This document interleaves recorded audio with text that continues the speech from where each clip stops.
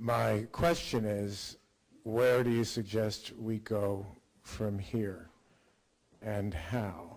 And what level of optimism might you have? We all know that reason has not worked, despite all the predictions of the end of faith, if I may, through the decades and centuries. And I'm not optimistic from that perspective. I am optimistic, though, that in this increasingly globalized, smaller world with intermingling of cultures and traditions and mores and doctrines and multiculturalism existing more and more in every single culture throughout the world, and communications and so forth and so on, that any one culture with its own traditions, as their young people grow up, are going to find it less easy and less inclined to have a need to stick to traditional faith and other such things. So I am something of an optimist. I think the upshot of that might be an increase in New Ageism, with the traditional faiths increasingly in decline. But I'll take that over what we've experienced to date. What are your thoughts on that?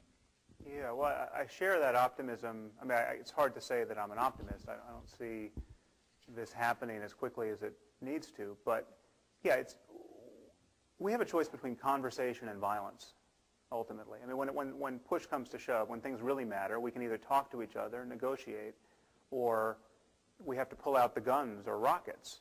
You know, what's the, if someone sees a third alternative, you know, I'd be happy to have it pointed out. But we talk until we can't talk any longer. And the problem with dogmatism, in my mind, especially religious dogmatism, is it is a conversation stopper. That's a Rortian phrase. But it is. I mean, there's nothing that incompatible fundamentalisms can say to each other to really place their beliefs on the table and get them modified in anything like real time. And the only thing that guarantees that our collaboration with one another is truly open-ended as a species, in my mind, is that we are willing to have our beliefs and behaviors revised through conversation, through new arguments and new evidence. And it's only on religion that the antithetical spirit is celebrated. Celebrated even by secularists who don't share this spirit but who think everyone else needs to indulge it to get through their day.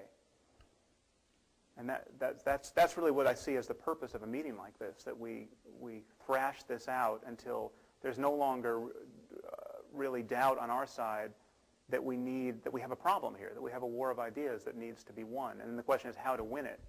And then I can be convicted of radical impracticality, perhaps, or maybe there's a role for different voices.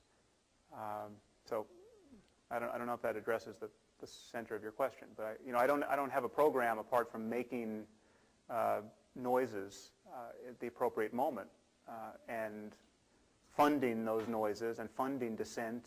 I think funding dissent in the Muslim world, for instance, inspiring it, protecting dissidents in the Muslim world, that is a discrete project that has to happen and has to happen in a huge way. How we do that is a question of pragmatics.